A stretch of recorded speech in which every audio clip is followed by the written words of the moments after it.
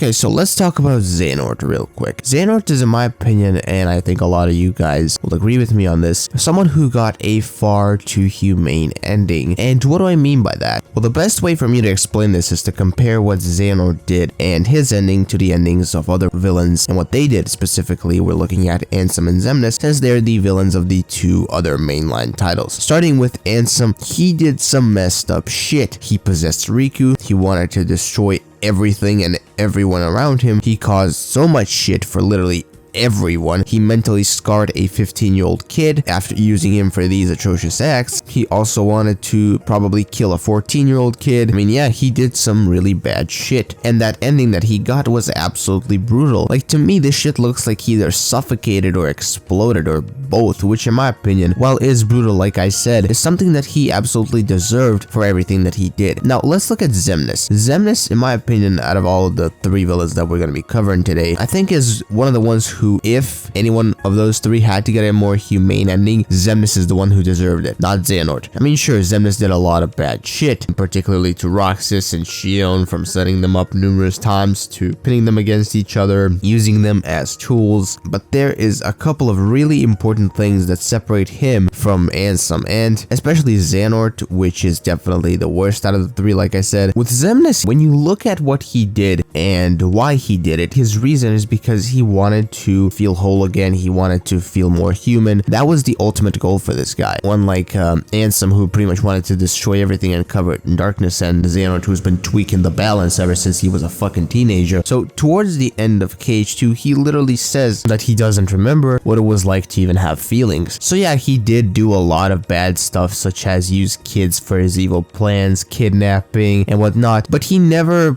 possessed anyone. His intentions weren't really inherently bad like Ansem's. He just did whatever the hell he thought he had to do to accomplish his goal, which, now that I think about it, it sounds really fucked up after saying it out loud. But you know, the goal itself, the shit he wanted to do, the shit he wanted to accomplish, was not inherently bad, and that's what really separates him from the other two. But the problem lies in the way he chose to sort of pursue that old feeling of trying to feel like a human again, and he didn't want to mess up everything and everyone in the process of doing this, and that makes him a little bit more redeemable compared to Ansem and Xehanort, in my opinion. And that's why, in my eyes, if any of those three had to get a more humane ending, it would definitely have to be him, because at the end of KH2, if you remember, Xemnas also suffered a pretty nasty ending similar to Ansem as well. Now, what about Xehanort? Xehanort is an absolute scumbag piece of shit. In KH3, he keeps going on about the balance and how it needs to be restored and whatnot. I'm sorry, dude, but who the fuck are you to decide the fate of all of these people just for the sake of some bullshit balance that you believe in? Real quick, before we get on with the video, I want to ask you to subscribe to the YouTube channel, like the video if you're enjoying it so far. That helps me out a lot. Also, check out my main GTA channel where I cover the GTA content nowadays, and it's going to be down in the description and in the pinned comment as well. And Xehanort, compared to Ansem and Xemnas, who have a past of being bad human beings, this guy is, unlike them, a full-on murderer and fucking monster. So rolling things back to before, when Ventus was with Xehanort still, when he was his apprentice and whatnot, he got really impatient and essentially used this kid and left him mentally and physically destroyed, then left him to die on Destiny Islands. After which, then he manipulated Terra, who was pretty naive, and that's what messed him up really bad. His naivete really cost him a lot during Birth by Sleep. But Xehanort, being the bastard that he is, used Terra being naive to mess with his head, manipulate him, and by the time we get close to the end of the game, Terra actually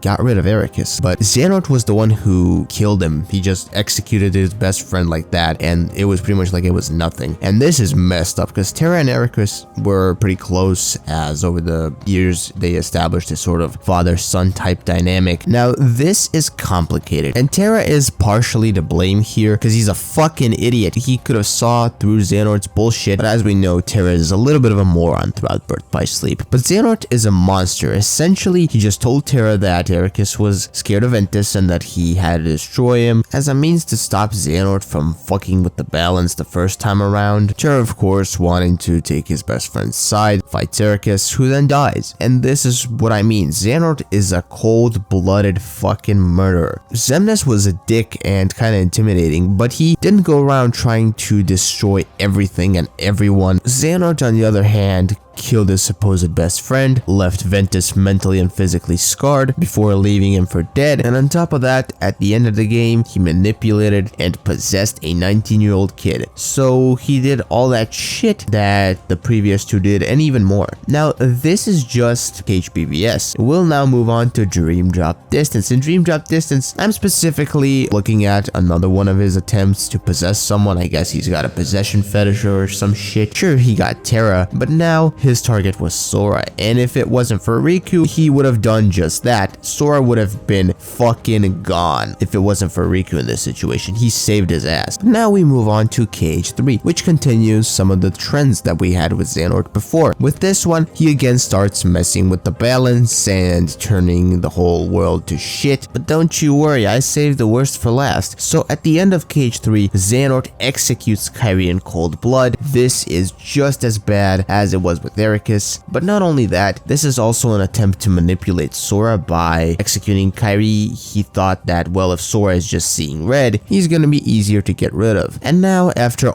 all of this shit that he did, from manipulation to possession of kids to 2 cold-blooded murders, you're telling me that he deserved an ending where his best friend and pretty much everyone else that was there forgave him and he just vanished somewhat peacefully? Fuck no. He should have had the most brutal ending out of them all. This piece of shit should have suffered a lot more than Ansem did, and Xemnas should have had that ending that Xehanort had, with Ansem the Wise being his voice of reason instead of Ericus, of course. So yeah, when you look at who Xehanort was and what he did, and compare him to the former two that we discussed here, there is no doubt in my mind that Ansem deserved his ending, Xemnas got too brutal of an ending, and Xehanort got a far too humane ending. He got off really easy without facing any real consequences and without having to experience the pain himself that he caused all of those people, from his students to his childhood best friend and everyone else. All in all, while he maybe could have been redeemed at some point in the future, I don't think that specifically in that ending portion was the right time for Square to humanize him as much as he was humanized when one considers his track record and all of those lives that he destroyed. And with that said, I want to thank you for watching this lore video, whatever this can be considered, I don't know. Until next video stream, bye bye.